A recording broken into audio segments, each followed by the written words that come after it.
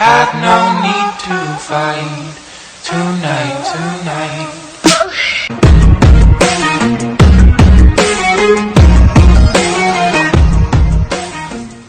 My name is NURNABILAH binti NORDIN and I'm from Diploma in Finance. My number matric is 052646. Today I'm going to present about Supermax Corporation Berhad and Nova Wellness Group Berhad, which are in the healthcare sector. Financial statement analysis for Supermax Corporation Berhad. Supermax Corporation Berhad is an established Malaysian-based investment holding company founded by Datuk Sri Stanley Tai and his wife Datin Sri Cheryl in 1987 and is headquartered in Sungai Buloh, Selangor. Supermax is primarily involved as a manufacturer, distributor and marketer of high-quality medical gloves.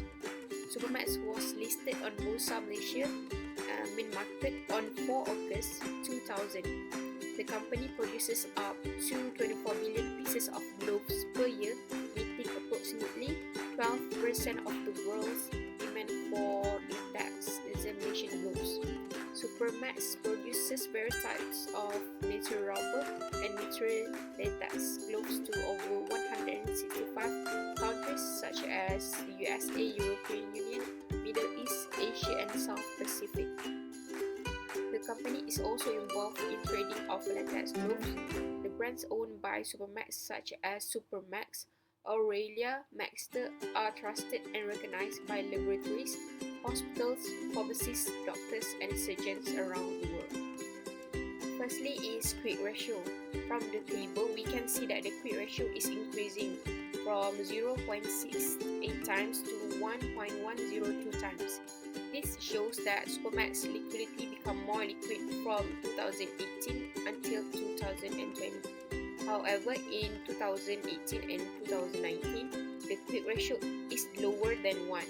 To improve quick ratio, Supermax should pay off the current bills and increase sales so that the cash on hand and account receivables increases.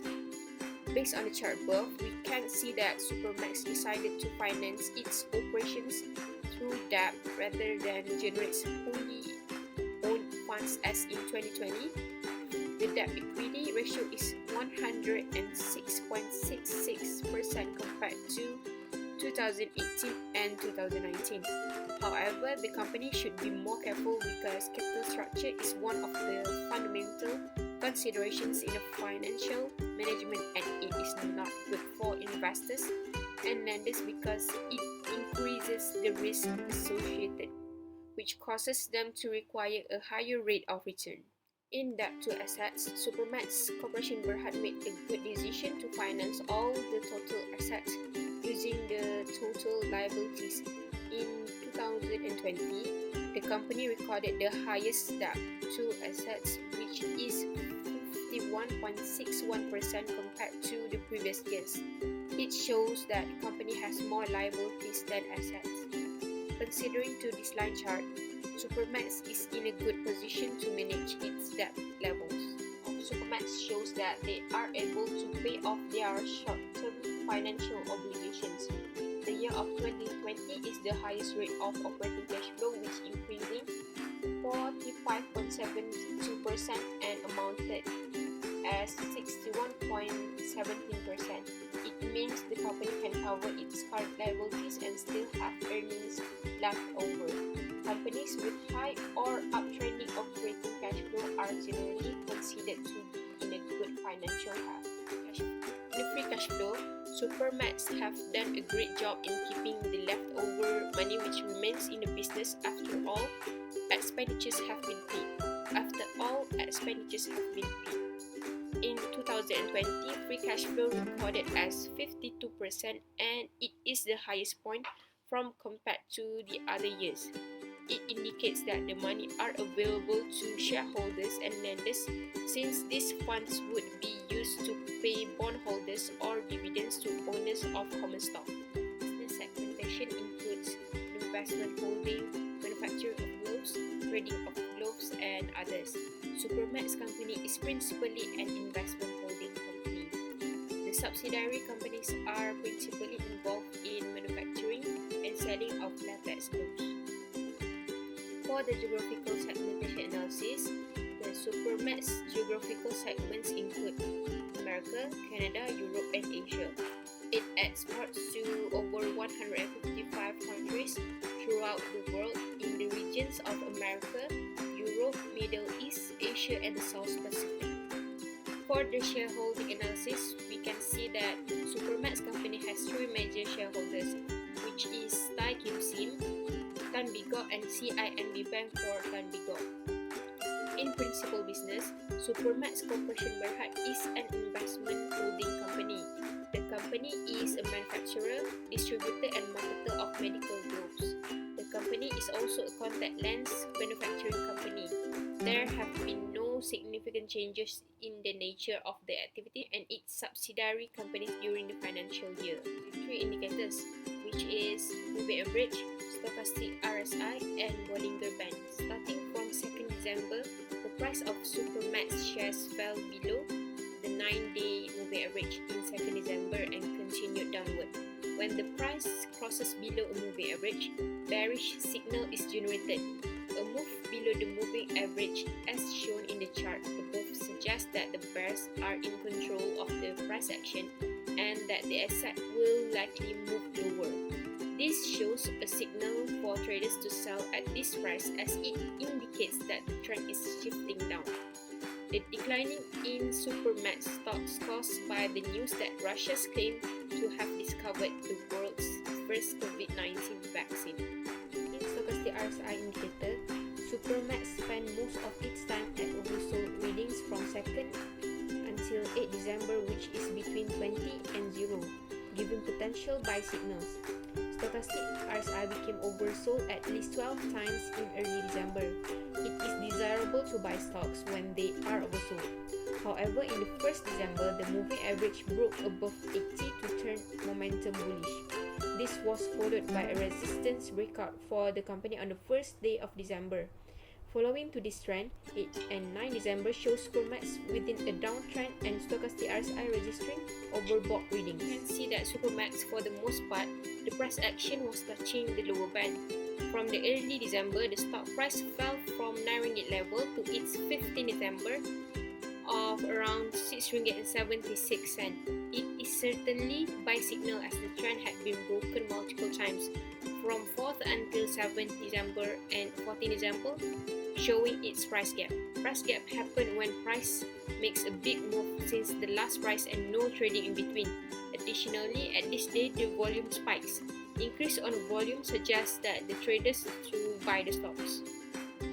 For the calculation of beta, the value of Supermax beta is 0.119036244, which is lower than 1. A company with a beta that is lower than 1 is less volatile than the whole market. A low beta means a smaller chance for higher than expected returns. As an example, this company with a beta of 0.119, which would have returned only 11.9% of what the market returned in a given period.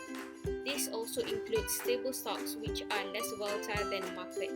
Supermax Corporation Berhad has a positive beta because it returns to grow when the stock market increases.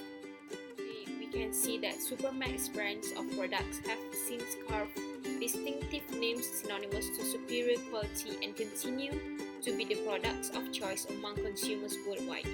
A jump in demand due to the COVID-19 coronavirus outbreak has propelled shares of companies making protective gear, suddenly turning Malaysia into a hotspot for creating ultra-wealthy individuals within the sector. Supermax Corporation Berhad has said it is donating 75 million ringgit Malaysia to the government's COVID-19 fund to help the country combat the coronavirus. Next, we're moving on to the Nova Wellness Group Berhad for financial statement analysis from 2018 until 2020. Nova Wellness Group Berhad, LSE Nova, is a nutraceutical company listed on the ACE market of Bursa Malaysia since July 2018. Nova is a natural health and beauty brand that provides health supplements, functional foods, and skincare products to improve the well-being of each life lover. Established in 1989, Under house brand nutraceutical products, Nova offers dietary supplements and functional food. Nova has 5 house brands, and these include Nova, Active Max, Sustanex, Novavis, and SPA. The group has 88 products, of which 37 are certified halal by the Department of Islamic Development Malaysia, JAKIM.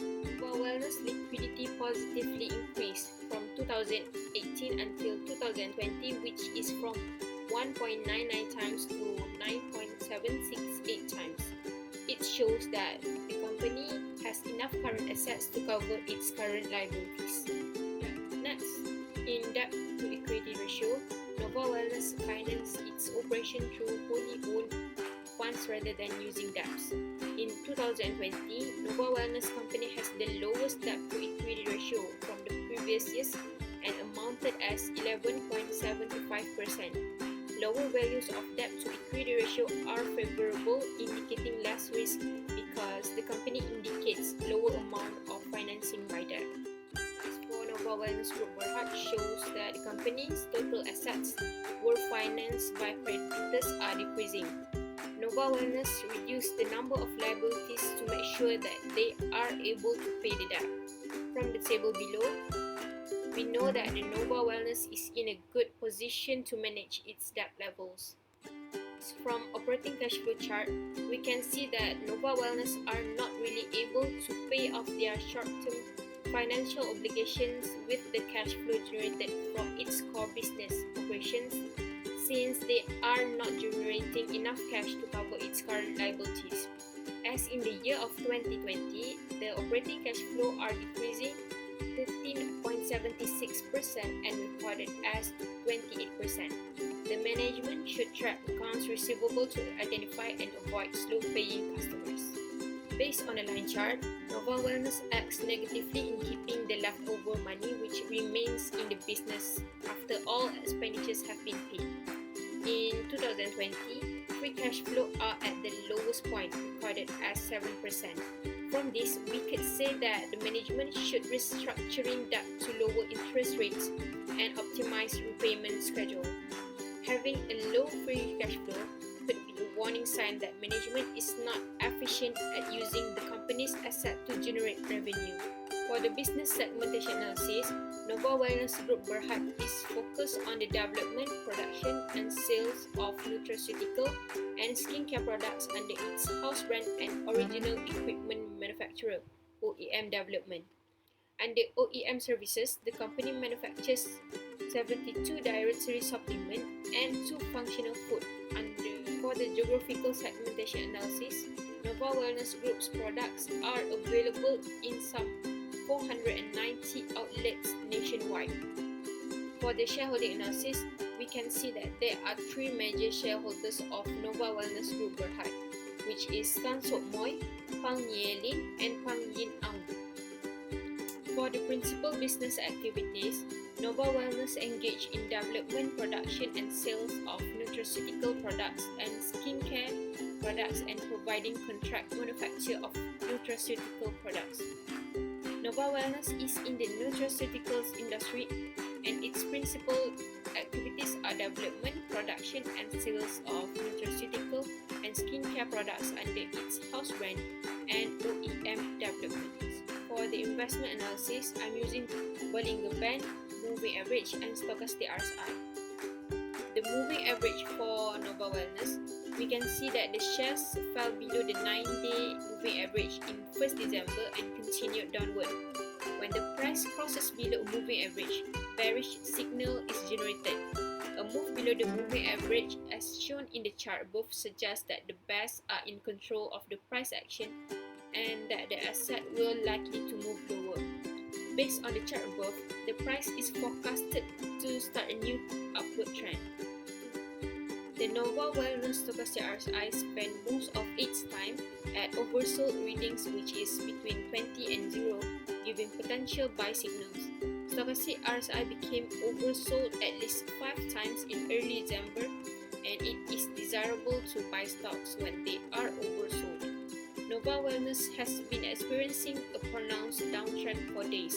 During a downtrend, it is rare to see the RSI exceed 70 and the indicator frequently hits 30 or under. These guidelines can help determine trend strength and spot potential reversals. We can see that from the start of December, for the most of the part, the price action was touching the lower band. Stock price fell from 0.96 ringgit Malaysia level to its 15 December of around 0.885 Malaysian ringgit. When they continually touch the lower band, prices are thought to be oversold, triggering a buy signal for traders. If market movements get bigger, we could see the bigger swings, and the Bollinger Bands will widen in instance from 30th December until 3rd December. As the market volatility increases, the bands will widen from the middle moving average. Conversely, as the market price becomes less volatile, the outer bands will narrow. For the calculation of beta, we could see that the value of Nova Wellness beta is 0.06031464, which is lower than 1. A company with a beta that is lower than 1 is less volatile than the whole market. A lower beta means a small chance for higher than expected returns. As an example, this company with a beta of 0.06, which would have returned only 6% of what the market returned in a given period. This also includes stable stocks which are less volatile than the market. Nova Wellness Group Berhad has a positive beta because its returns tend to grow when the market has a positive beta because its returns tend to grow when the stock market increases. For the conclusion, over the years, the company has developed and produced a number of nutraceutical products under its house brands and for its OEM customers. The business direction took a turn in 1997 when they commenced a small-scale research and development on Phyllanthus neuriae, a species of herb that has been traditionally used for the treatment of liver diseases. While Nova is mainly in the business of selling dietary supplements, food and skincare products, these products it is its hand sanitizer that is doing well. It is supplying to a number of government hospitals since the pandemic has Group begun. headquartered in Malaysia, with operating subsidiaries in Malaysia and Singapore, and office in Vietnam and Myanmar. Apex Healthcare have 4 types of subsidiaries, which is Zepa, Apex, Abio, and Stream. Okay, first acid test ratio. Okay, as we can see, acid test ratio increased from 2018 until 2020. 2020 is the highest record for the company. It shows the company capable to pay off its short-term obligation. The graph analysis increased because the company indicates a company's capacity to pay its current liabilities without needing to sell its inventory or get additional financings. 2018 record the lowest acid test ratio, which is 1.9669. This is because in 2018, the company recorded the least current asset between 2019 and 2020. Okay, next, debt to equity ratio. Debt to equity ratio decreased from 2018 until 2019 and rise again on 2020. 2019 are better compared to the other years because 2019 have the lowest percentage. A lower debt to equity ratio indicates a lower amount of financing. Investor can compare a company debt to equity ratio against industry average and other similar companies to gain a general indication of a company's equity liability relationship. But not all the high debt to equity ratio signal for business practice. Next, debt to asset ratio. Debt to asset ratio decreased from 2018 until 2020. 2020 are better compared to the other years because it have the lowest percentage. The lower the debt to asset ratio, the less risky the company. The debt to asset ratio is commonly used by creditors to determine the amount of debt in a company, the ability to repay its debt, and whether additional loans will be extended to the company. This shows the better performance for Apex company.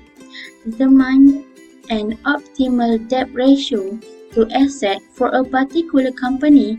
It is important to set the benchmark by keeping the comparison among the competitors. The next, free cash flow per sales. As we can see, it's increased from 2018 until 2020. 2020 is the highest record for this company, and the higher for this company is the better for the company. Free cash flow to sales low or negative may not necessarily means that a company is experiencing business challenge. 2018 record a negative ratio due to the negative amount of free cash flow. Amount free cash flow becomes negative because the company buys property with a value that exceeds the operating cash flow until a negative amount happens. The increase in 2019 and 2020 because the value of free cash flow show a positive value compared to the 2018. This shows that companies are wise in managing operating cash flow. Okay, next, operating cash flow per sales. As we can see, it increased from 2018 until 2020. 2020 is the highest record for the company. The higher this ratio is, the better for the company. The greater amount of operating cash flows are always desirable, although there is not any standard guideline for this ratio, but a consistent and increasing trend in this ratio is a positive indication of good debtors management. As an investor, we do not want to invest in a company that has cash problems, since cash is one of the most important factors that creates value in a business. 2018 record the lowest operating cash flow per sales, which is 0.0620. The increase occurred in 2019 because operating cash flow and sales increased compared to the previous year. Okay, business segmentation. Business segmentation for this company, we have three: manufacturing and marketing, wholesale and distribution and corporate. Business segmentation of manufacturing and marketing increased from 2018 to 2019.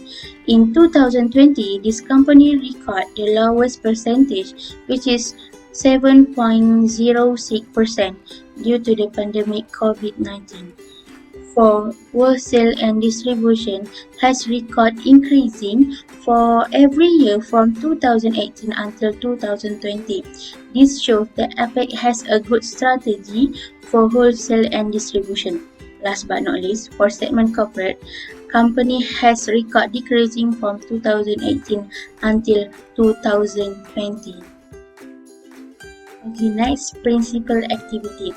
Apex Healthcare Berhad is engaged in investment holding and the provision of management service. Apex operates in two segments. First, manufacturing of pharmaceuticals products, and second, distribution and retailing of pharmaceuticals products.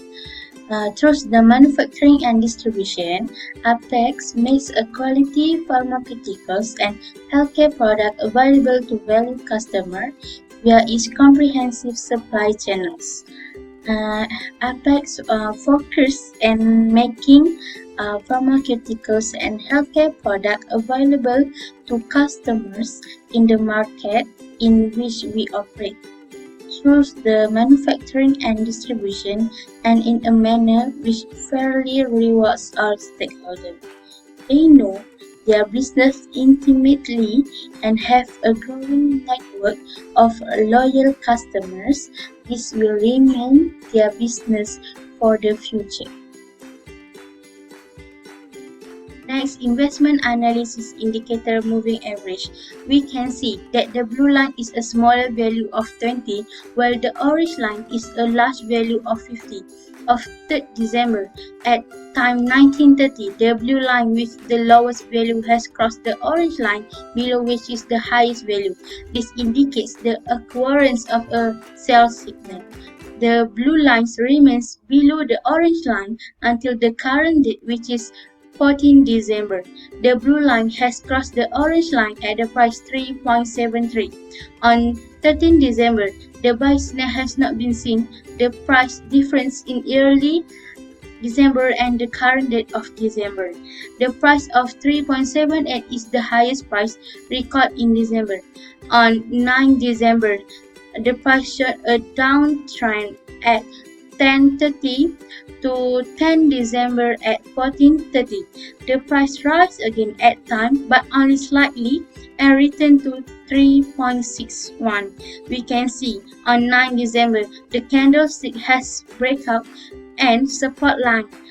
This is because stock prices are declining due to declining demand. Due to this breakout, a new line of support and resistance is formed. Next, indicator stochastic RSI. The company has reached the oversold level for several times, which are on 2nd December at 9:30 with a value of 20.17, 3rd December at 11:30 and others. On 10 December, the stochastic RSI graph is at a negative value. The overbought phase can be seen on 13 December at 19:30 with a value of 82.13. On December 9, the candlestick has breakout the support line. This is because stock prices are declining due to declining demand. When the candlestick break out the support line, graph stochastic RSI also show a significant decline. Due to this breakout, a new line of support and resistance is formed.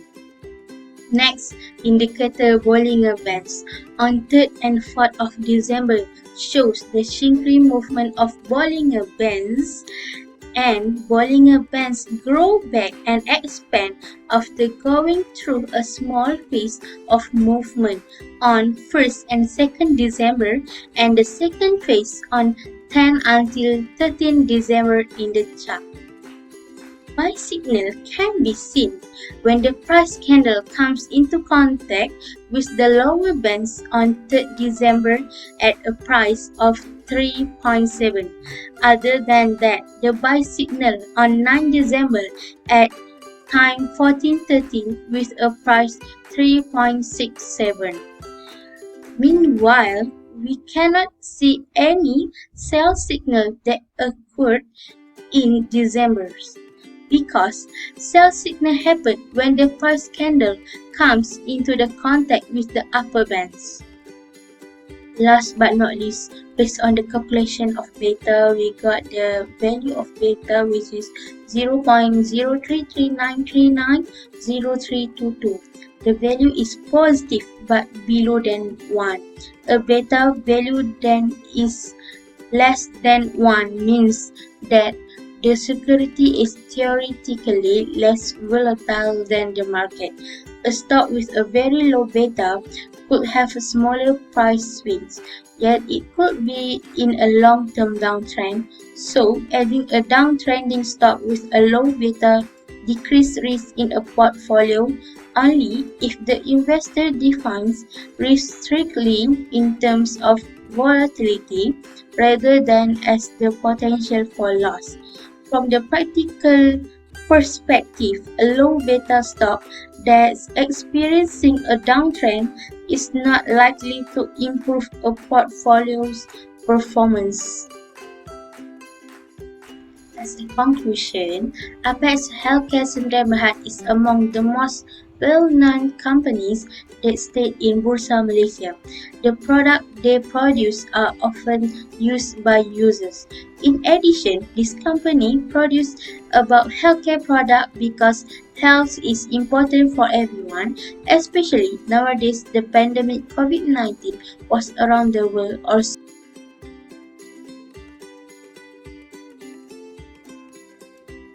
Next, I will present about Kotra Industri Berhad, also under healthcare sector. Production. Kotra Pharma found in 1982. Kotra Pharma's singular aims has always been to promote better health for individuals in all stages of life. Kotra Pharma remains devoted to providing excellent nutraceutical and pharmaceutical products and growing to meet an increasingly diverse range of healthcare needs. The vision of Kotra Pharma is humanizing health, which is everyone deserves a healthier tomorrow.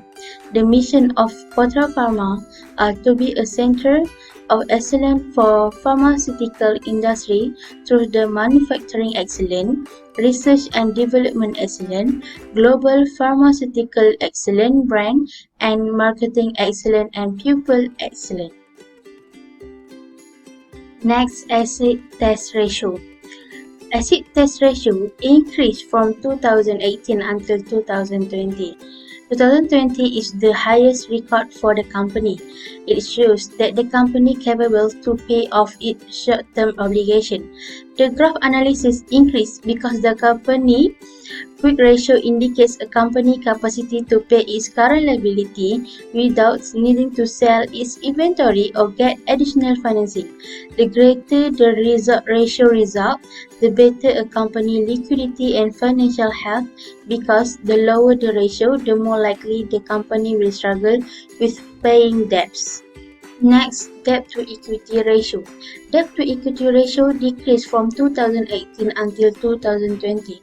2020 are better compared to the other years because 2020 have the lowest percentage.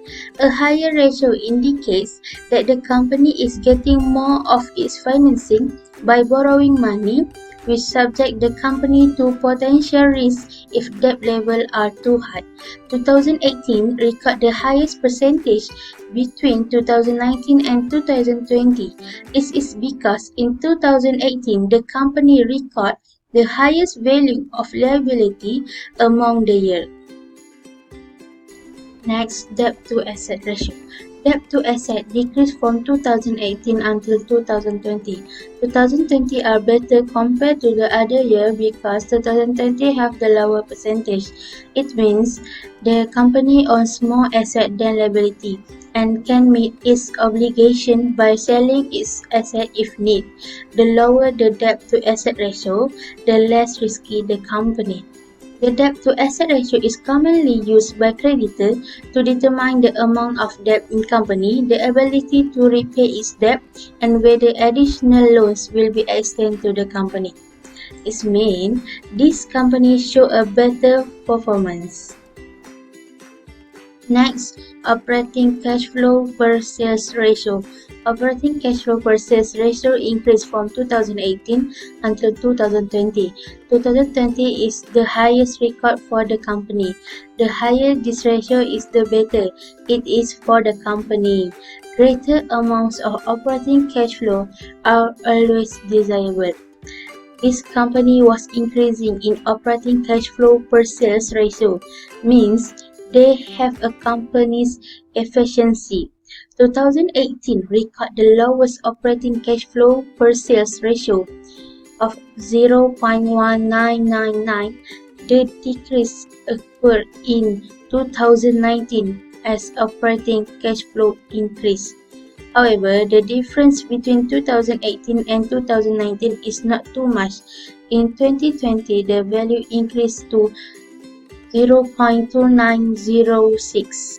Next, free cash flow per sales.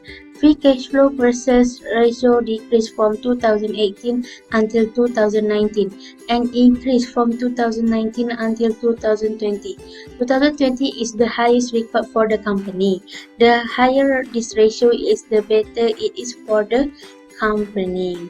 2018 record the free cash flow per sales ratio with a value of 0.141.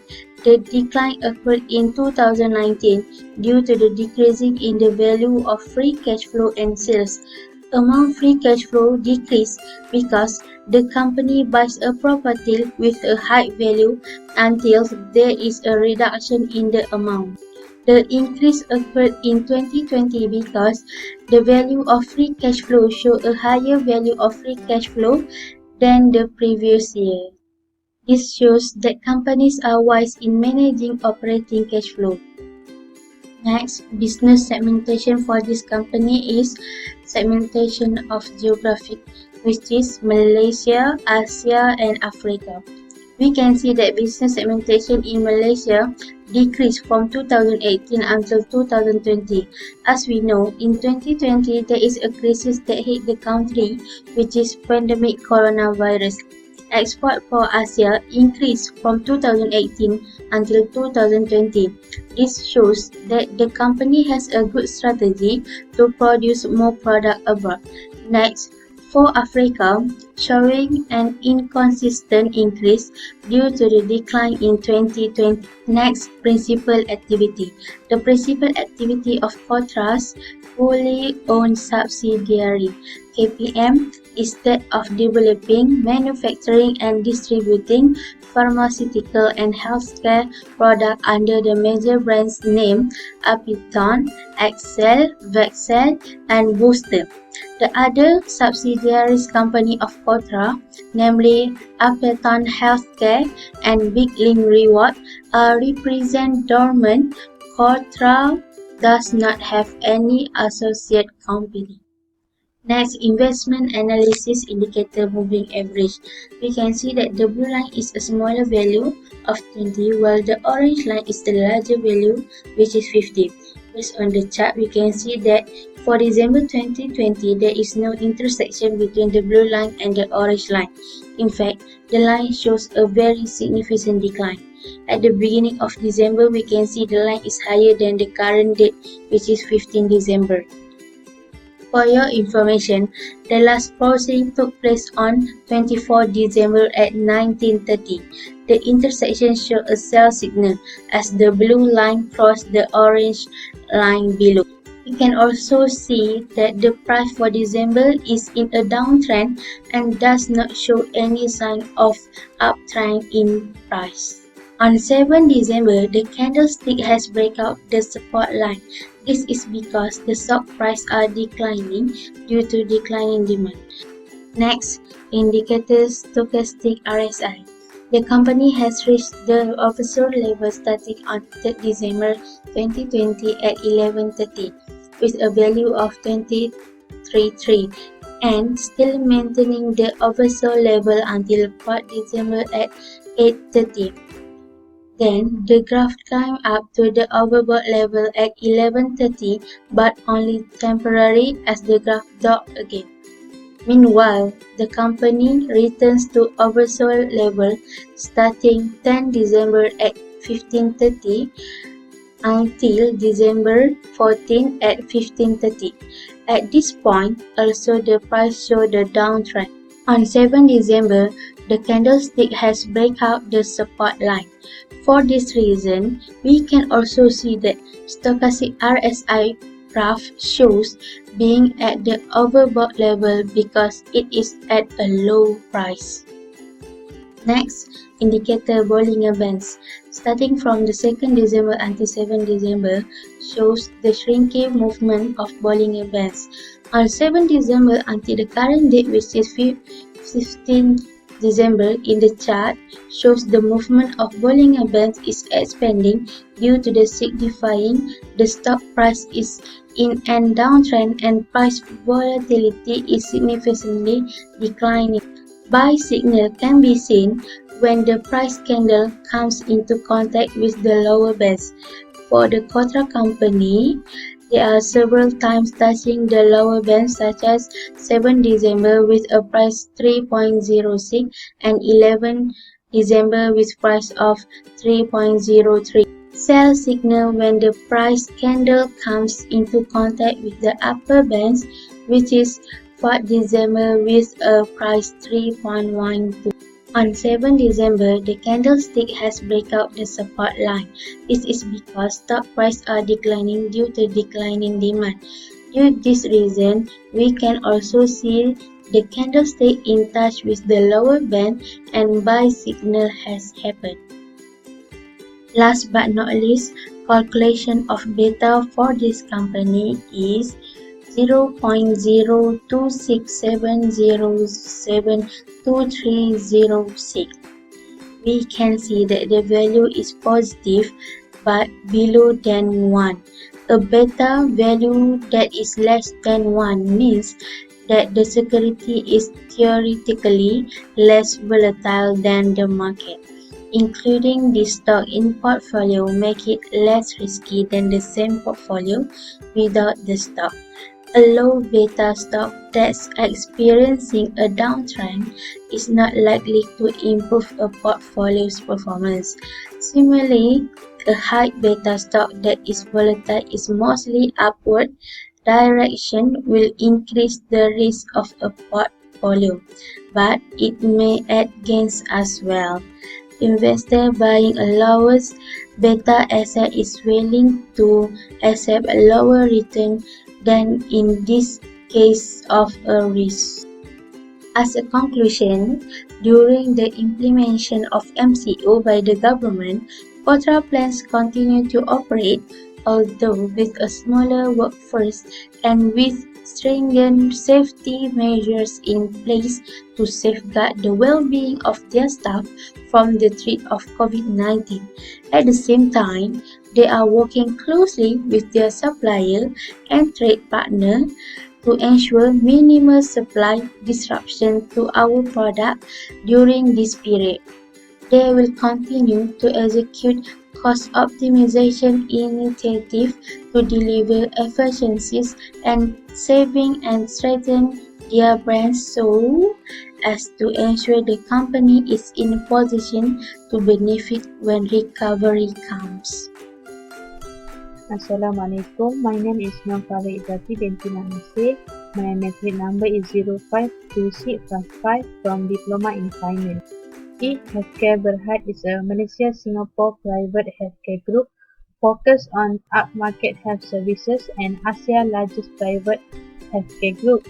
It is headquartered in Kuala Lumpur and has activities in the private hospital. It owns Singapore-based Parkway Pantai, the largest private hospital operator of Southeast Asia among the hospitals.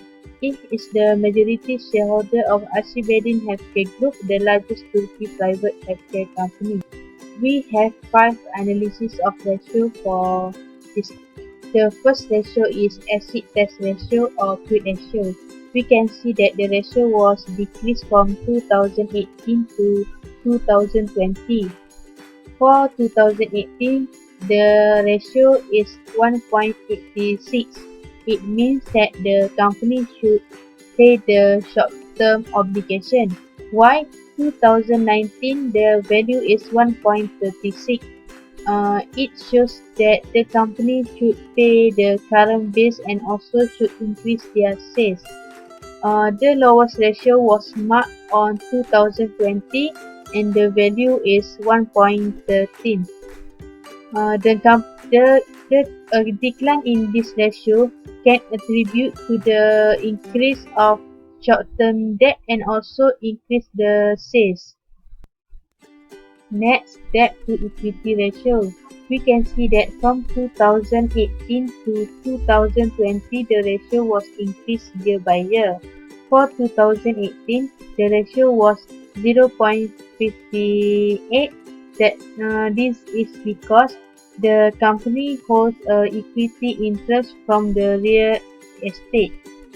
For 2019, the value of the ratio is 0.06 and 0.66 for 2020.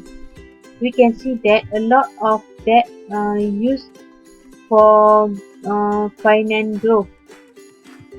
So it means that the company could potentially generate more earnings.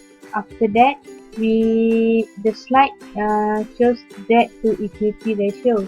We can see that the ratio was increased from 2018 to 2020. The highest ratio was marked on 2020, which is the value is 0.40. In this case, the lower the ratio, the less risky the company. We can see that 2018, the ratio was 0.37. It is a quite lower ratio, but the lower the ratio is better than a higher number. From 2019 to 2020, the ratio was increased from 0.38 to 0.40. That means that if higher the percentage, the more I mean that if the higher the ratio, a higher percentage of the asset can be claimed by the company creditors. After that, operating cash flow ratio. The percentage of operating cash flow ratio has decreased from 2018 to 2020. On 2018, the ratio was lower and the value is 16.18, and it might be because of decrease in net income. If healthcare generated the best ratio on 2019, which is only 16.41 times. A high number greater than 1 indicates that a company has generated more cash in a period. The lowest ratio was recorded on 2020, which is 13.82. To investor and analyze a low ratio could mean that the firm needs more capital. The last ratio is free cash flow ratio. The ratio was down and up from 2018 to 2020. It might happen because free cash flow become decreased where there is an increase to working capital. On 2018, the value is 3.81 and the value is quite good for a company to attract the investor. When 2018, the ratio was decreased and become negative, and it indicates an inability to generate enough cash. For 2020, the ratio become higher than a previous year, and the value is 0.26. So this company should maintain their ratio in a good position by improve their inventory and pay supplies less. This slide shows the business segmentation analysis based on geographical. If Healthcare Berhad is an investment holding company, the company operates through 5 segments based on geographical, which is in Malaysia, Singapore, North Asia, and people others.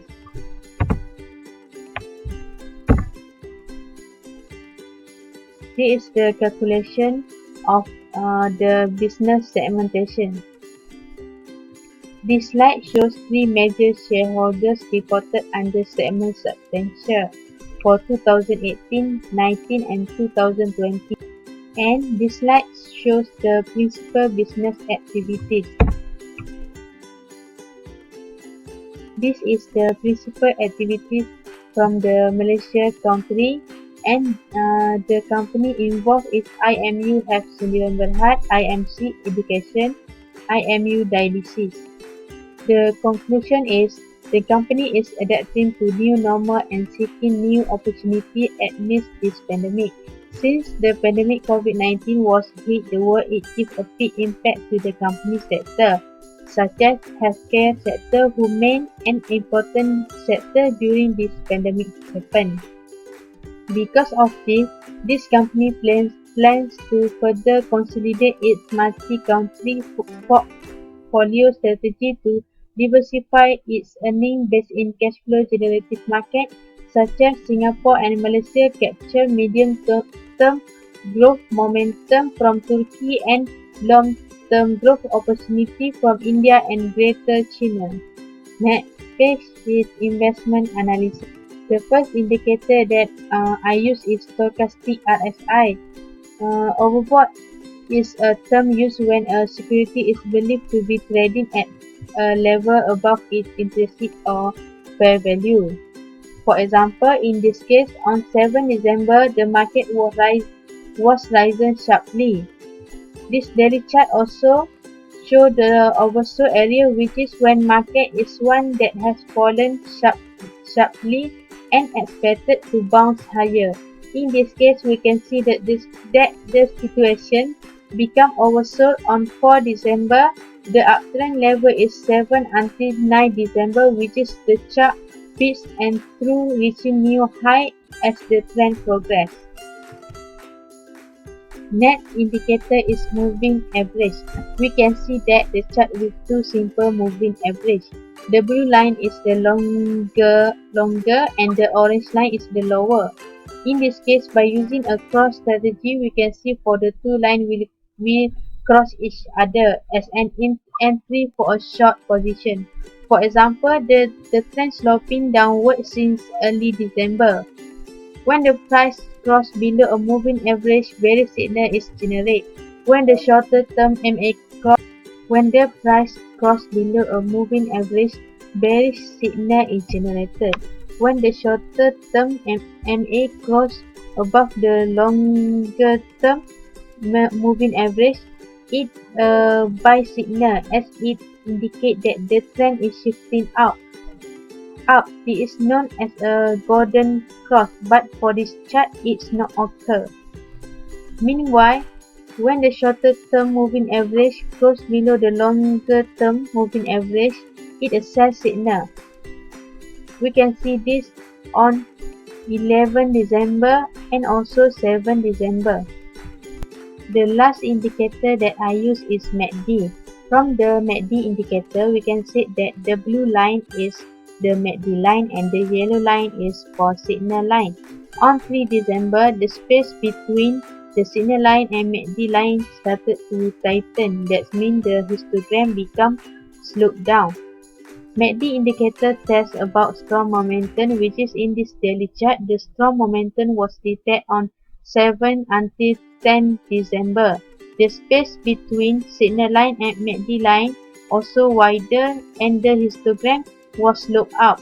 When the slope of the MACD histogram rises, the bulls are become stronger. After that, on 1 until 4 December, the strong momentum moved lower and the market is more likely to reverse, but the trader should not to be the shock the market. On 10 December, the MACD line was crossing the signal line, so this case means it has a short bias. Lastly, the high probability breakout trade was on 3 December. The histogram became flat compared to the previous month.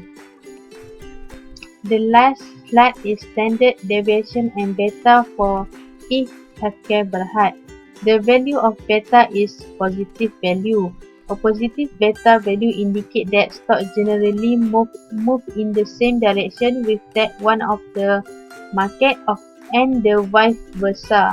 The beta of each healthcare more than 0 and less than 1. So that means a security return more in the same direction but in a lesser amount the market return. A company with a beta that's lower than 1 is later volatile than the whole market.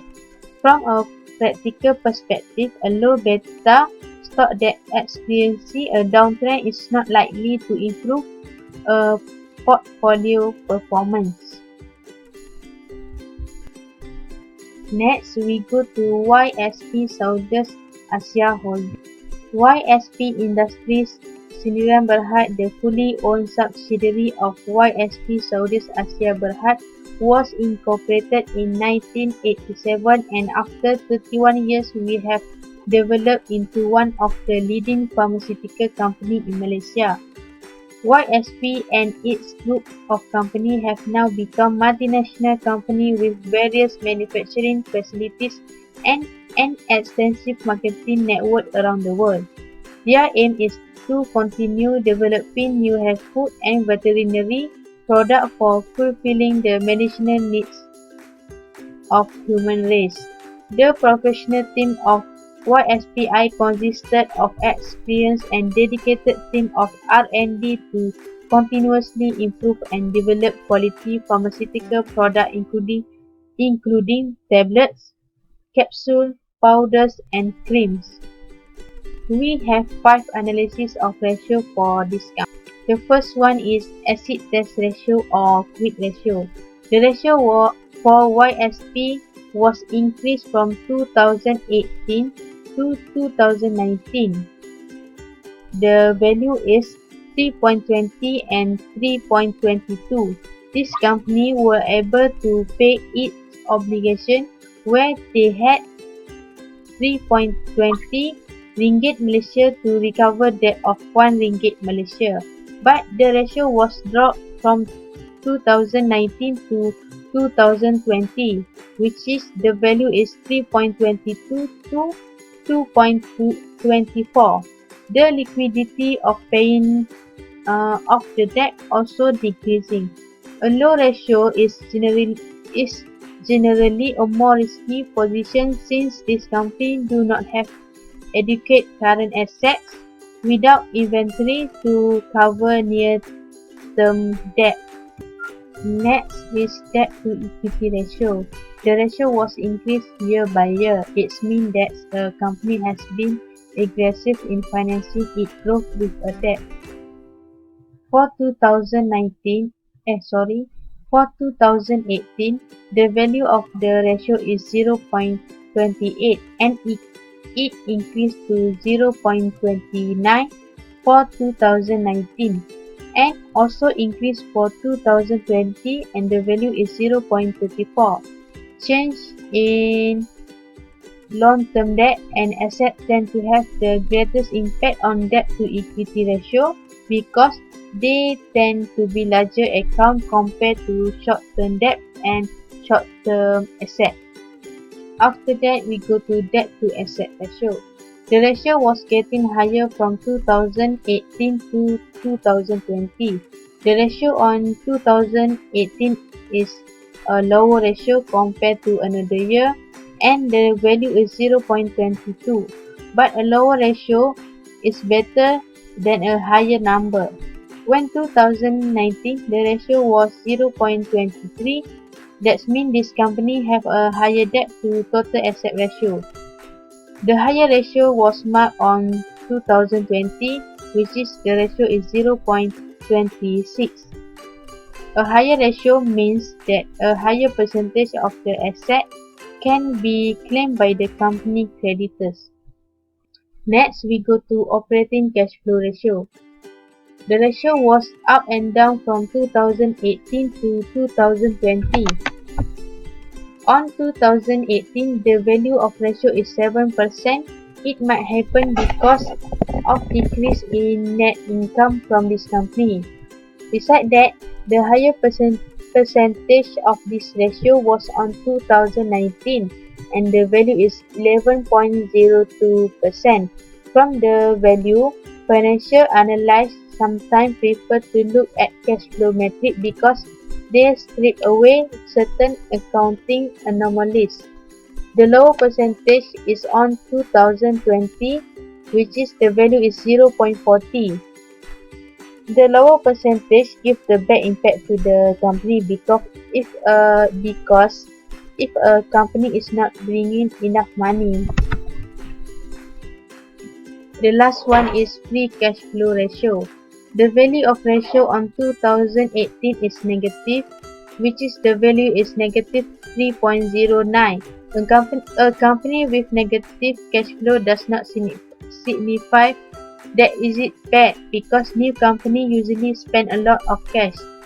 But on 2019, the ratio was increased to 9.7, This might happen because this company improved their inventory. On 2020, the ratio was decreased to negative 2.12. This might happen because of pandemic COVID-19. The demand of the product was lower and this company did not produce more stock. This slide shows the business segmentation analysis. YSP Saudis Asia Holding Berhad is engaged in investment holding and provision of management services.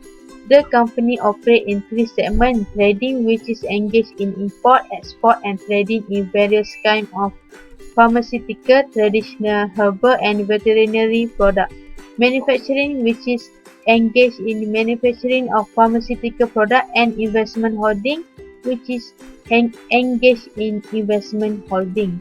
This page shows the calculation of the business segmentation. After that, this page shows the three major shareholders reported under segment substantial for 2018, 2019, and also 2020. This page shows the principal business activities of YSP company. Establishing YSP Trading Company in Malaysia at 1997, the YSP group of companies has forged a synergistic partnership with its subsidiaries around the world to strengthen its position in Malaysia and the Southeast Asia region. Malaysia was made the main base to further expand the group market coverage in ASEAN region. Solid marketing networks were established in Singapore, Vietnam, Cambodia, Myanmar, Indonesia, and also in Thailand. This slide shows the principal activities from Malaysia company, and the company involved is YSP Industries Sdn Bhd, Kumpulan YSP Malaysia Sdn Bhd, Alpha Active Industries Sdn Bhd, Sun 10 Pharmaceutical MFG Sdn Bhd.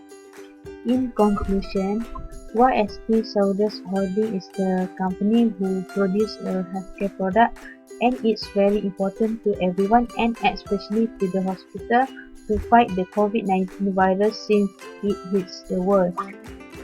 The CMCO imposed by the government has impacted the group domestic market for the pharmaceutical product. The local demand for pharmaceutical product has dropped marginally compared to the same period last year.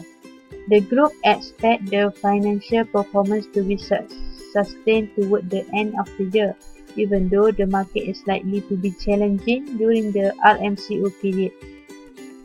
Next, we go to the investment analysis. In this page, we can see that the stochastic indicator. Based on the chart value YSP, the company reached the overbought line on 4 December and the value is 19.63. Overbought means that when a security is believed to be traded at a level above its implicit or fair value. The situation of oversold occurs on 1 December and the value is 20.81. An oversold stock is one that falls victim to an overreaction by traders. Besides that, on 2 December, the line chart was in downtrend condition until 3 December, which is a stock price is moving downward and getting lower, and the peak and 2 in the chart continue to drop as the trend goes. In addition, the chart line become higher and the line was uptrend on 4 December. It means that when the price of a stock moving upward and getting higher. Next is moving average indicator.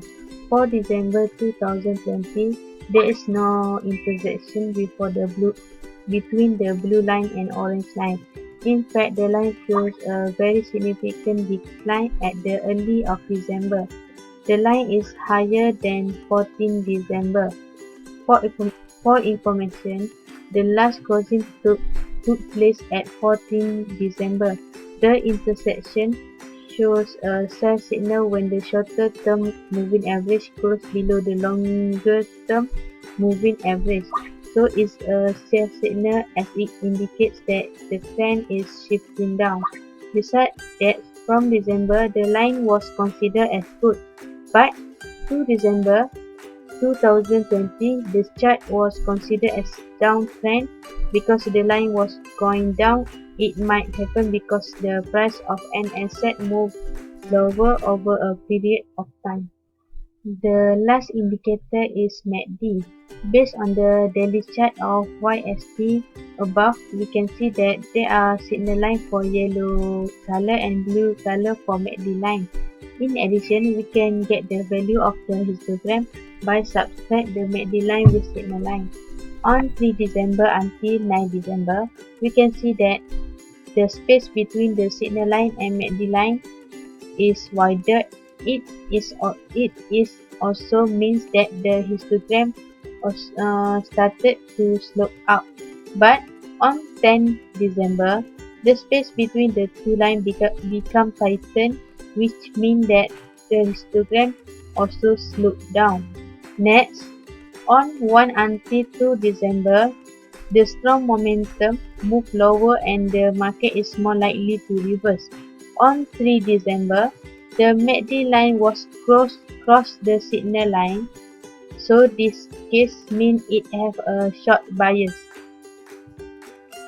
The last page shows the standard deviation and beta for YST Southeast Asia Holding.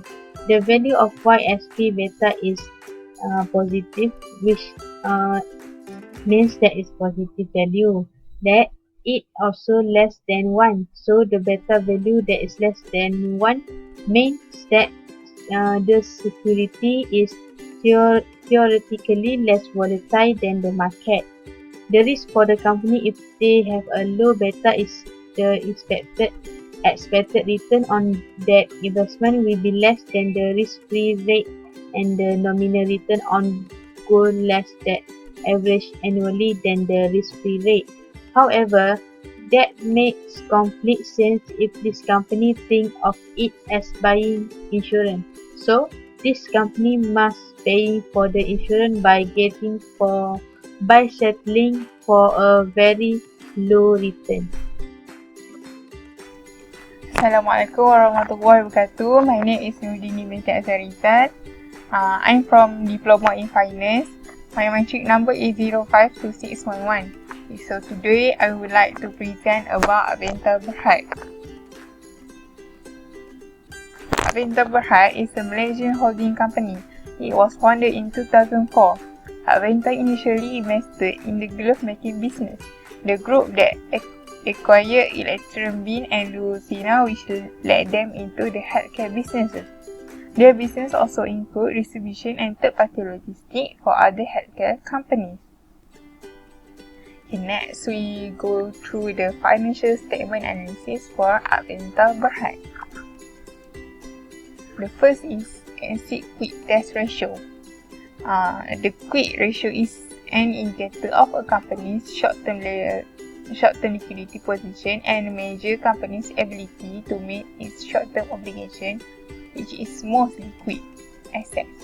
In year 2018, the quick ratio of a company is 0.9 times. It indicated that the company is fully occupied, which has enough asset to be instantly liquidated to pay off its current liabilities. For 2019, asset quick ratio increased to 2.06. The chances for the company to pay their liabilities is higher. During 2020, asset quick ratio is slowed down, which is 1.06 times, but it's still high because it's more than 1. Companies still be able to pay liabilities even though it decreases. Next is debt to equity ratio. Debt to equity ratio measure company debts relative to the value of net assets. It is most often used to gauge the extent the company which is taking on debt as mean of labor against its assets. Based on the chart, we can see the debt to equity ratio from 2018 is 0.87, for 2019 is 0.64, for 2020 is 0.43. Based on the chart also, we can see from 2018 to 2020 the chart is decreasing. A lower ratio indicates that the company getting lower from its financing borrowing. That means the company are safe to invest. The next is debt to asset ratio. Debt to asset ratio commonly used by creditors to determine the amount of debt in a company. The ability to repay debt management loans will be extended to the company. Based on the chart, we can see for 2018, debt to asset ratio is 0.47. For 2019 is 0.35. For 2020 is down for 0.3. On the graph, we can see from 2018 to 2020, debt ratio is looked down. In 2020, recorded the lowest debt to asset ratio because one of the factor is pandemic COVID-19 that come to Malaysia and get the lockdown for the Malaysia. Company liability is higher than last year. The next is ratio operating cash flow. The operating cash flow is a measure of the company of time can pay off current debts with cash generated within the same period. The higher the amount will indicate that a company has generated more cash in a period than what is needed to pay off its current liability. Based on the chart, we can see for 2018, ratio operating cash flow is 2.63%. For 2019 is 8.61%. For 2020 is 0.46%. Based on the graph, 2020 has the fewer operating cash flow than other year because of pandemic COVID-19 that make the company lack of cash. Okay, next is free cash flow.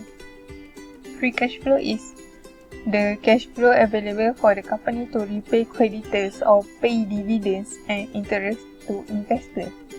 It shows whether the company generates enough positive cash flow to run its businesses and grow its operation.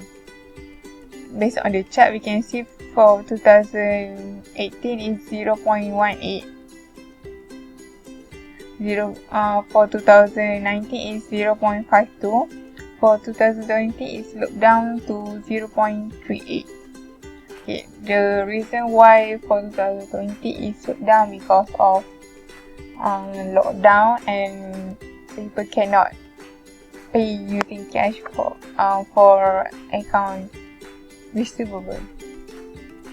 Okay, next is business segmentation analysis. So this is the table of business segmentation for Aventa for the 3 years. Aventa Berhad is an investment company and the company is a manufacturer, distributor and marketer of healthcare business. The company also specialized manufacturer company. The company segment include healthcare business, warehouse provider and sterilization provider and corporate. The business involves the supply of healthcare and related product service to the hospital, healthcare and centers. Okay, next is shareholder analysis. Based on this table, this is the top 3 shareholder analysis for Aventa Berhad for the 3 years for 2018, for 2019, for 2020. Okay, next is principal business activity. This is the principal business activity that Aventa Berhad conduct. Okay, next, conclusion. conclusion for Avanza Berhad is the group achieved revenue of 14.9 million and loss before tax of 5.2 million in quarter 2020. The top line improvement came from healthcare business segmentation, in particular the hospital supplies with personal protective equipment being the main contributor. Hospital supplies in other segments are lower due to drop in surgeries in hospitals and impact from the control of movements implemented by the government. Investment analysis is we have 3 indicators to be analysis. Okay, so we move to the first indicator is moving average indicator. Moving average indicators are usually calculated to identify the trend direction of a stock or to determine its support and resistance level. It is a trend following or lagging indicator because it is based on the past prices.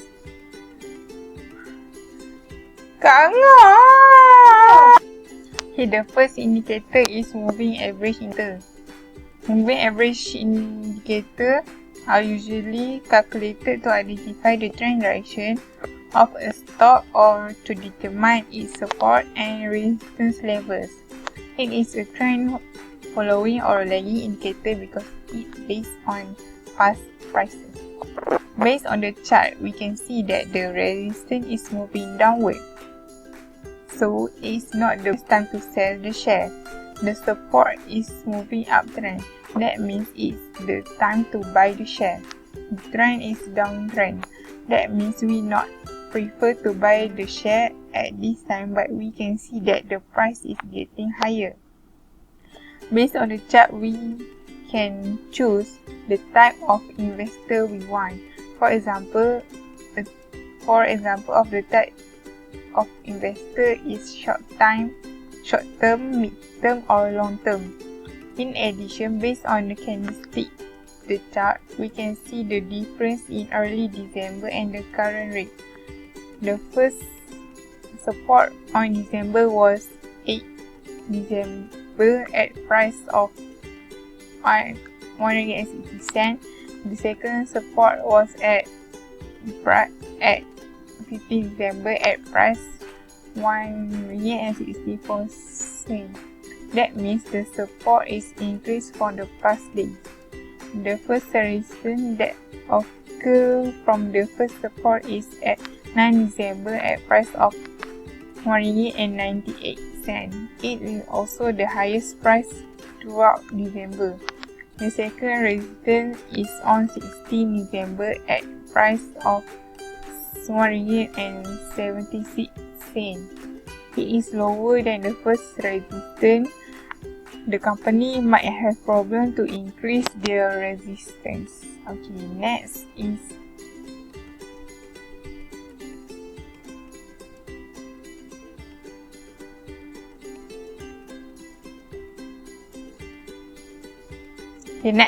the relative strength index. The relative strength index is a momentum indicator used in technical analysis that measures the magnitude of recent prices change to evaluate overbought or oversold conditions in the price of a stock or other asset. Based on the chart right now, the price is at 30. That means we have to hold our share. We cannot sell it or buy it. We have to buy the share below 30. The best time to sell when the price above 70. From that, we will make profit. RSI is a good indicator. We can know when to buy and when to sell it. It is very useful for investors. Throughout this December, the highest price for the RSI indicator is at 72. Investors will sell their share because the best time to sell their share when RSI indicator reach 70 and above. But some of the investors will not sell it because they believe the price will go higher than that. The lowest price for RSI indicator is at 40. This is not low. the investor will not buy the share because the rate is above. The rate is below 30. Okay, next is moving average divergence indicator. The short form is MACD. Moving average converse divergence is a trend following momentum indicator that shows the relationship between two moving average of a security's price. Traders may buy the security when the MACD crosses above its signal line and sell or short the security when the MACD crosses below the signal line. For example, on day 9 and day 16, the blue and yellow line is crossing over each other. That means the price is at the lowest point. The investor will buy share during this period of time. As you can see on the chart, on December there is no day for investor to sell there. There is no crossing over between the two lines above the chart. The histogram is used to measure momentum in the market. We can see from 1st December the signal line and the MACD line become tightened. That means the histogram also becomes slooped down. Moreover, MACD indicator tell about strong momentum which is in daily chart. On 7 until 15 December, the signal line and MACD line is wider than before. It also affects on histogram. The histogram slides to slope up when the slope of the MACD histogram rises. The bulls become stronger. On 16 December, the momentum becomes lower than the day before. The next is the table of the calculation of the standard deviation and beta calculation for a rental berhad. This is the table. The beta is calculated using regression analysis. A beta of 1 indicates that the securities price tends to move with the market. A beta greater than 1 indicates that the securities price tends to be more volatile than the market. A beta of less than 1 means it tends to be less volatile than the market. For example, like this table, from that table we can see that the beta for a rental berhad is negative 11.77. This means for the every 1% change, the return beta is negative 11.77%. Change in the return of the beta. A rental berhad has a negative beta, so its returns tend to decreasing when the stock market decreases. Companies are less volatile than the market, have a beta less than 1 but more than 0. Many utility of a rental berhad fall in this range. Okay, next is Kosan berhad. Kosan berhad established in 1979. Kosan is one of the largest manufacturers of latex disposal gloves in the world with an annual production capacity of 28 million pieces and the largest technical rubber product manufacturer in Malaysia. Kosan manufactures and offers a wide range of products including highly technical inbuilt engineered rubber products and used in automotive infrastructure, marine, aviation, rail and mining industries through its technical rubber product division and latex disposal glove through its glove division. Okay, next is financial statement analysis for Kosan berhad. Okay, first is quick asset test ratio. The quick ratio is an indicator of a company's short-term liquidity position and measure a company's ability to meet its short-term obligation with its most liquidity assets. During 2018, the company made 1.3 1 times on asset quick ratio. It is quite high. If the company able to make more than one, that means the company will be able to pay their liabilities. During 2019, asset quick ratio is decreasing to 0.94. One of the factors might be increasing in liabilities and they not gain much profit. Moreover, for year 2020, they dramatically recover from 2019. The next is debt to equity ratio. Debt to equity ratio measures a company debt relative to the value of its net assets. It is most often used to gauge the extent to which company is taking on debt as mean of leverage assets.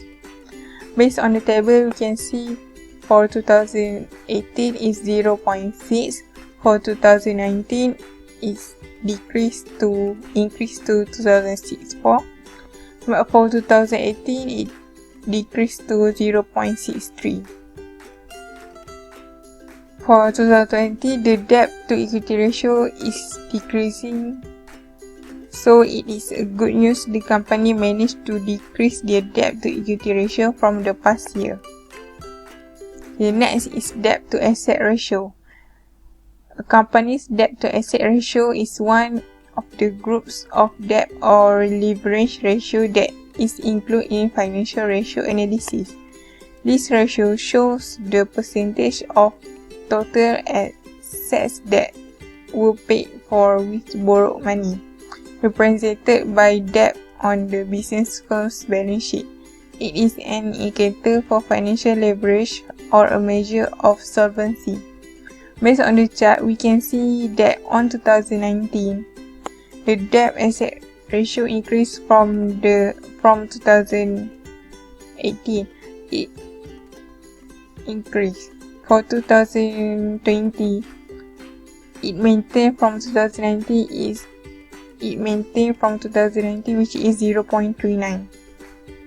The debt to equity ratio shows a company debt as a percentage of its shareholders' equity. The increasing in leverage adds additional risk to the company and increased expenses due to their higher interest costs and debts. Okay, next is ratio operating cash flow. The ratio operating cash flow is measure of the number of times a company can pay off current debts with cash generated within the same period. For 2018, we can see the ratio operating cash flow is 8.9%. For 2019 is 12.37%. For 2020 is 79.86%. It is the highest percent that from the others past 2 years ratio operating cash flow. Okay, after that, free cash flow. Free cash flow is the cash that a company generates from its normal business operations after subtracting any money spent on the capital expenditures. On the other hand, operating cash flow is the cash that generated from normal business operation or activities. Based on the graph, we can see the free cash flow for 2018 is 3.54, for 2019 is 6.18, for 2020 is 5.36.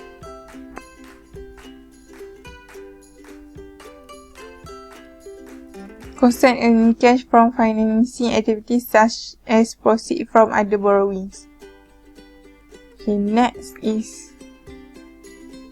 business segmentation analysis. Based on this table, this is the business segmentation analysis for Kosan for the year 2018, 2019, 2020. The group has 4 reportable segments described groups as described below, which are the group's strategic business units. The strategic business unit offer different products and services, managed separately because they require different technology and marketing strategies. For each of the strategic business unit, the group managing director reviews internal management reports on a monthly basis. The following summary describes the operation in each of the group's reportable segments. Segment of technical rubber product, glove, Kinero products and others. Okay, next is shareholding analysis. Based on the table, this is the top 3, the highest top 3 shareholding analysis for Kosan, Berhad, then principal business activities. So this is the table of principal business activities. Then the conclusion. In the glove division, demands continue to fall at its supply. The increase in average selling price has started to be reflected in the current quarter, and the group expects further significant upward price adjustment on quarter basis in the fourth quarter of financial year 2020. Management is confident of a further step in revenue and profit growth in the fourth quarter for financial year 2020 to be an exceptional growth year for the group. Okay, next we move on to investment analysis of. Okay, the first indicator is moving average indicator. Moving average are usually calculated to identify the trend in direction of a stock or to determine its support and resistance level. It is a trend following or lagging indicator because it is based on the past prices. Based on the chart we study from 1st December to 18 December, the price is moving downwards. For the day 7, the price is at RM6. The highest price for December is at RM6.30, which means it's the time to sell. The lowest price occurred at 15 December at price RM4.65. That means it's the time to buy the share. On the 17th December, the price is slightly increased. The company is starting to recover from early at this December. The moving average is a popular indicator used in securities trading. There are 3 types of time period. The first type is short term, then mid term, and lastly long term. There are a few types of moving average, which is simple moving average, means to filter out noise and random price fluctuation. Another one is exponential moving average, means we average together all prices equally. Next is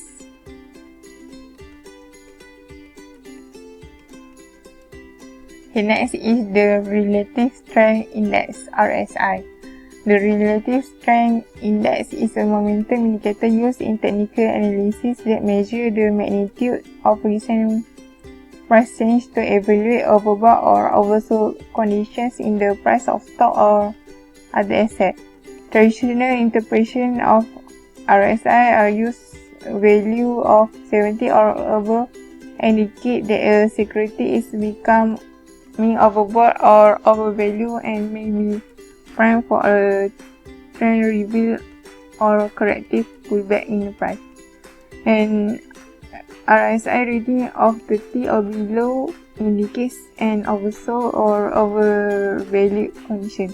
Based on the chart right now, the price is at 30. That means we have to hold our share. We cannot sell it or buy it. We have to board bought the share below 30 and the best time to sell the share is price above 70. From that we will make profit. The next is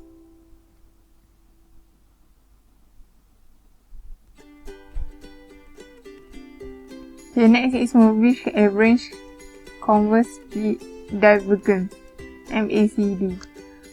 MACD is a trend following momentum indicator that shows the relationship between two moving average of a security's price. Trader may buy only the security when the MACD closes above its signal line and sell or short the security when the MACD closes below the signal line. Based on the chart, we can see there are two lines. The blue line was the MACD line and the yellow is for signal line. When the line closing at below means the time to buy the shares. For example, on day 9 and day 16, the blue and yellow line is crossing over each other. That means the price is at lowest point. Investor will buy share during this period of time. As you can see, based on the chart, on December there is no need for investor to sell their share. There is no crossing over between the two lines above the chart. Okay, next is the last thing is standard deviation and beta calculation for Qasam Berhad. This is the table of the calculation standard deviation and beta Berhad and beta for Qasam Berhad. Beta is a measure of how an individual asset moves when the overall stock market increases or decreases. Thus, beta is preferred to an asset not diversifiable risk. It systematic risk, market risk, or hedge ratio. Beta is not a measure of idiosyncratic risk. A beta of 1 indicates that security price tend to move with the market. A beta greater than 1 indicates that the securities price tends to move volatile than the market. A beta less than 1 means it tends to less volatile than the market. Based on the table, we can see the beta for Qasam Industries is negative 7.99. This means that for every 1% change in return for beta is 87.99% change in return of the beta. Qasam Rubber United has negative beta, so it resumes to decreasing when the stock market decreases. Companies are less volatile than the market, have a beta less than 1 but more than 0. Many utility companies fall in this range. Okay, that's all for me. Thank you. Bye-bye. Bismillahirrahmanirrahim. Assalamualaikum warahmatullahi wabarakatuh. My name is NURAISYAH binti AZMAN. My matric number is 052664 and I'm from Diploma in Finance. Today I would like to present two subjects that I took this semester under the guidance of Dr. NAZRI, namely the subject of Fundamental Statement Analysis and Investment. Okay, first, this is the content of this template. Okay. Now I will tell you about the introduction of this company that I choose, Harta Lega Holdings Berhad. Harta Lega Holding is a holding company whose subsidiaries manufacture and sell a variety of natural and latex gloves. The company's gloves are used in laboratories and healthcare facilities. The gloves are also sold to manufacture of semiconductor and consumer electronic and for automotive maintenance and spray painting. Okay, this is a quick ratio. After making the calculation, this is the value that I got for 3 years from 2018 until 2020. The quick ratio of that company in 2018 is 1.39 times. It indicates that the company has RM1.39 of liquid asset available to cover each RM1 of its current liabilities. Same goes to the next year, that means 2018 and 2019. So we can see that the current assets are increasing from 2018 until 2020. These increases give a positive impact on the company as it is able to bear the current rate of liability so that the company is not burdened with debt. Okay, next we go to the debt to equity ratio. Chart shows that the debt to equity ratio of company Harta Lega Holdings is increased from year 2018 until 2019, but the chart is decreased in year 2020. A higher ratio suggests higher risk, and the company is financing its growth with debt. The optimal ratio varies by industry, but it should not be above level 2, like the chart given lah. So, however, the low ratio may not always be a good thing. It could be also indicate that the company is not taking advantage of the increased profit that financial leverage may bring. Okay, next, debt to asset ratio. Based on the chart, Harta Lega Holdings still able to manage their debt because they have an asset value that exceed the value of the liability. Although their debt increases from year to year, but the company is able to deal with this problem well. It shows that this company has low risk and has a stronger financial structure. Okay, next, the operating cash flow ratio. The operating cash flow ratio is a measure of a number of times a company can pay off current debts with cash generated within the same period. A high number greater than 1 indicates that a company has generated more cash in a period than what is needed to pay off its current liabilities.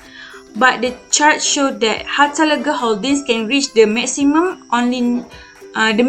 number only 0.22 times in year 2020. In year 2018, the chart showed that the value of operating cash flow is increased from 0.17 to 0.22 in year 29. The reason why it's increased because the management offered discount for early payment for their account receivable. So next we go to the free cash flow. In the following diagram, we can see that the value of free cash flow increased from year 2018 until 2020. These increases give a positive impact to the company because their cash liquidity ratio is high. Free cash flow measures a company's ability to generate cash, which is a fundamental basis for stock pricing. Okay, next we go to the business segmentation. The company organized itself into 9 segments based on geography, that are North America, Europe, Asia, exclude Malaysia, Australia, Malaysia, South America, Middle East, Russia, and others.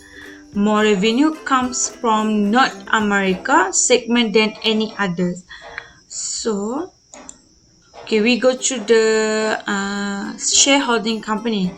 I choose 3 main company name listed in the shareholding company for the past 3 years, namely Kuan Kam Hon, Kuan Kam On, Kuan Kam Peng, Citigroup Nominis Tempatan Sdn Bhd, Employees Provident Fund Board. But if you can see in 2020, there's only 2 company listed in shareholding company, that Kuan Kam Hon and Kuan Kam Hon, Kuan Kam On, and Kuan Kam Peng. Okay, this is the principal business activities. Harta Lega Berhad is an established Malaysia-based investment holding company founded by Kuan Kam Hon and is headquartered in Kuala Lumpur. Harta Lega is primarily involved in the business of producing latex and natural growth. So the company is principally engaged in investment holding. The information on the name, place of incorporation and principal activity is as follows in this table. So this is the name of the company's country of incorporation only in Malaysia. This is the effective interest in equity that is 100%, and this is the principal activities. Okay, next we go to the conclusion that as we know that we are facing a COVID-19 pandemic. Due to this pandemic, many companies suffered losses because in early March, the government ordered many companies to close to reduce this COVID-19 infection.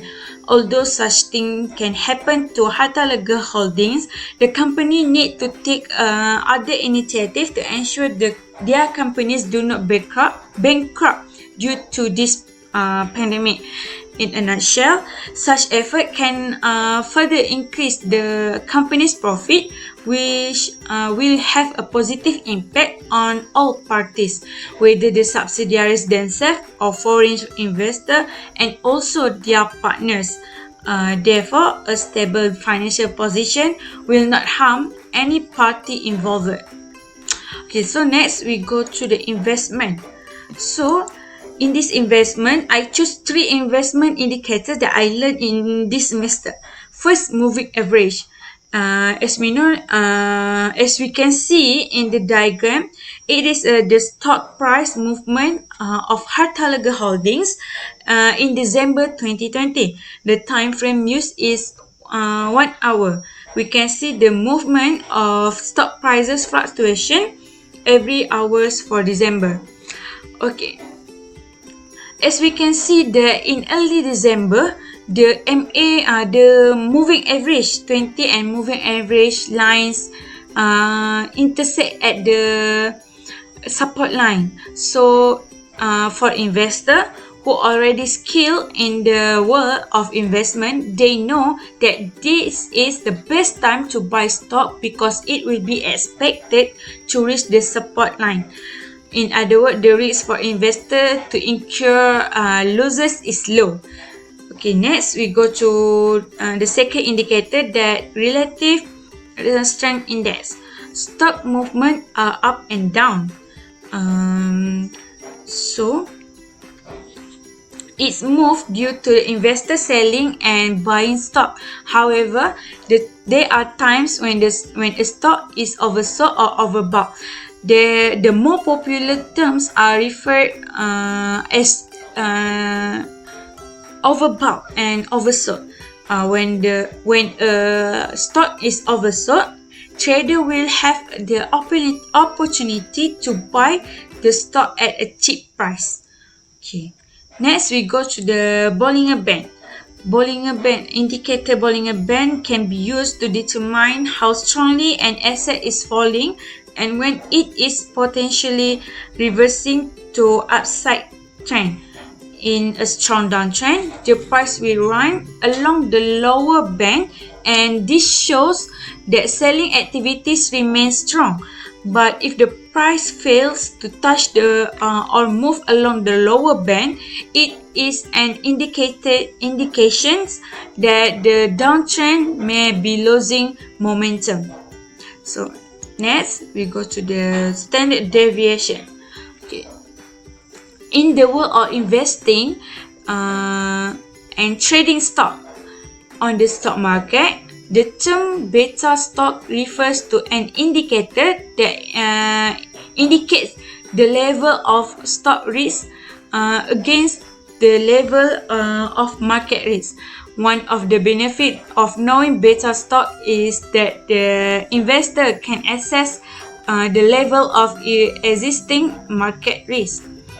Beta is useful for a stock's price variability is important to consider when assessing risk. If traders think about risk as the possibility of a stock losing its value, beta has appeal as a proxy for REITs. So I think that's all for me. Thank you. Bismillahirrahmanirrahim. Assalamualaikum warahmatullahi wabarakatuh. My name is Nuraisyaah binti Azman. My metric number is 052664 and I'm from Diploma in Finance. Today I would like to present two subjects that I took this semester under the guidance of Dr. NAZRI, namely the subject of Fundamental Statement Analysis and Investment. Okay, this is the template, the content of this template. Okay. LKL International Berhad, established since 1993, an investment holding company through its subsidiary, LKL Advanced Metal Tech Sdn Berhad, is principally involved in the provision of medical care beds, medical equipment, composite dressing, medical peripherals, and accessories. Okay, this is the quick ratio. In year 2018, LKL Berhad reached a high value of quick ratio that is 3.76.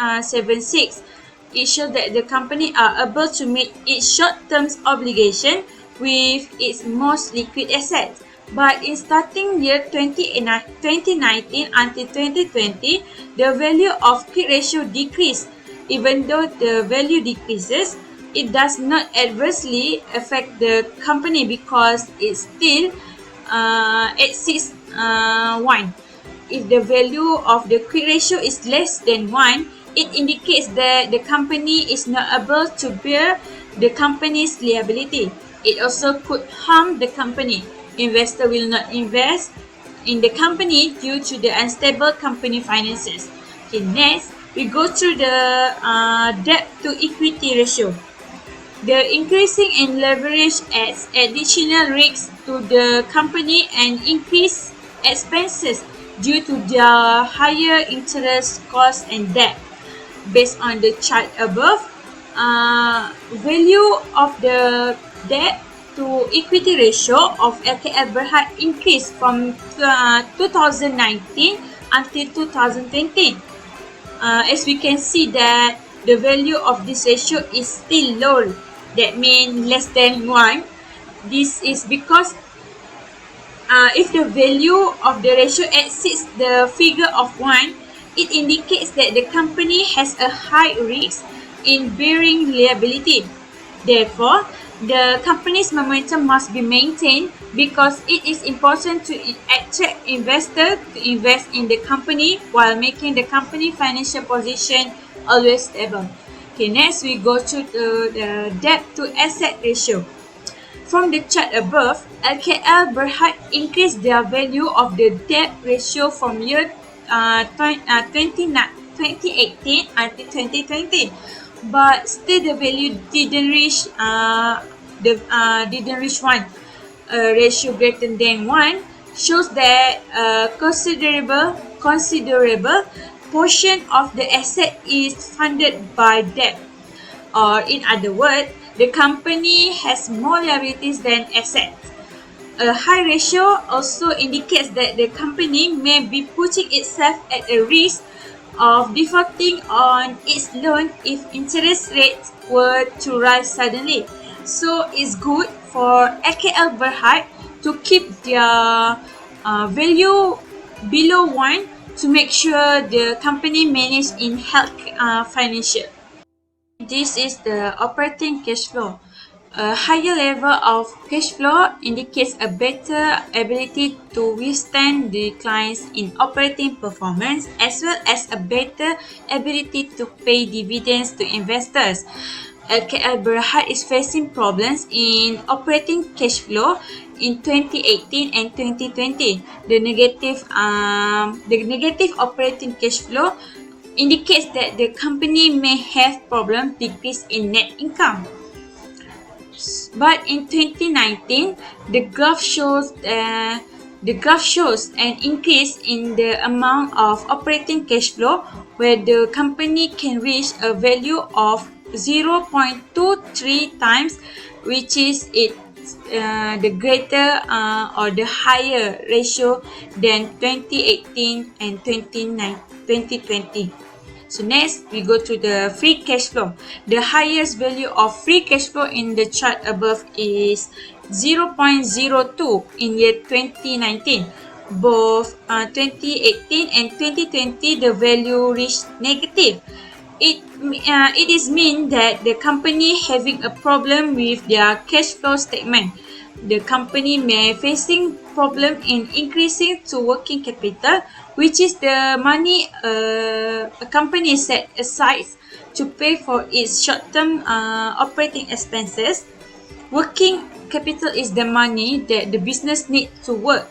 Therefore, any cash used in or provided by working capital is included in the cash flow from operating activities section. So next we go to the business segmentation. Okay. LKL International Berhad is an investment holding company. The company is a manufacturer, distributor and involved in the provision of medical or healthcare beds, medical equipment, composite dressing, medical peripherals and accessories. Okay. As you can see, this is the geographical segment include Africa, Asia, Europe, Malaysia, Middle East and Central America. Okay, this is the name of shareholdings company. Same goes to the previous company. I choose three main company name listed in the shareholdings company for the past 3 years, namely Lim Kon Lian, Mok Mei Lian, Elaine, Lim Sin Yi. So we go to the principal business activities. Okay. LKL principally engaged in the provision of medical and healthcare beds, peripherals and accessories, and is one largest local healthcare product manufacturer in Malaysia. The group has delivered its product to numerous public and private hospitals and medical centers in Malaysia and to over 30 countries worldwide. So, in conclusion, LKL Berhad has a good potential if the management repairs the management system in operating the company. There are many improvements that can be made by management. Among them is to ensure that the company increase their sales revenue to repay the company's current liabilities. An unhealthy company is a company that has a high liability compared to its equity. So, I think we can go to the investment. Okay, I choose 3 investment indicators that I learned in this semester. First is moving average. A moving average cuts down the amount of noise on a price chart. A moving average can also act like as a support or resistance. In an uptrend, the time frame moving average may act as a support level, as shown as in a figure above. This is because the average acts like a floor that we call support. So the price bounces up of its and in a downtrend, moving average may act as a resistance like a ceiling. The price hits the level and then start to drop again. So next, relative strength index (RSI). Usually, investors are most interested in oversold stock. This is due to the potential increase that can be expected for the future. Oversold conditions exist when the oscillator graph approaches the lower limit, ranging from 30% to 20%. For example, in the RSI graph, we can see a clear limitation on the number 30 and 70 to the right of the graph. in the graph exists limit at figure 30. It means it entered the oversold area. At this point, you can buy and be suggested time to buy it when the RSI graph enters the limit again at 30 above. To check the stock that arise in this criterion, can use the oversold RSI screener. Okay, next, Bollinger Band. Although the Bollinger Band are helpful tools for technical traders, there are a few limitations that traders should consider before using them. One of these limitations is that Bollinger Band are primarily reactive, not predictive. The band will react to change in price movement, either uptrend or downtrend, but will not predict prices. So traders should use the system along with the 2 or 3 non-correlated tools that provide more direct market signals. Okay, last but not least, about the standard deviation. A higher beta by definition means more volatility, which can also mean a greater risk and the potential for greater reward. A high beta stock could be a sign of a good but risky yet, while a low beta value means less risk but the potential for smaller returns. Negative beta stock might be a good way to offset potential losses from investment that more closely track the market as a whole. So I think that's all for me.